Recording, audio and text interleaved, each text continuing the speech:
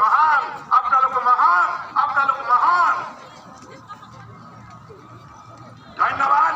भारत माता की, भारत माता की, भारत माता की जय हिंद। धन्यवाद सर। अब मैं माननीय गृह मंत्री श्री अमित शाह जी से अनुरोध करूंगी कि वे इस सभा को संबोधित करें।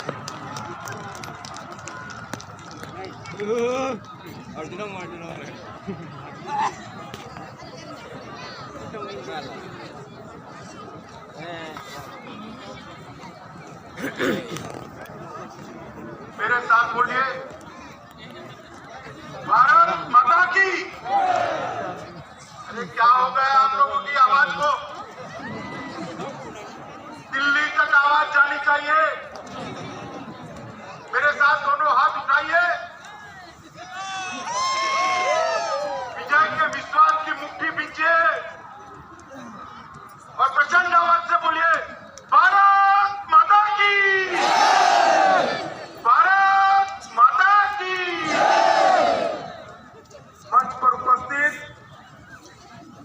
हमारे मुख्यमंत्री श्रीमान सर्बानंद सोनोवाल जी, वित्त और स्वास्थ्य मंत्री डॉक्टर हेमंत बिश्व शर्मा जी,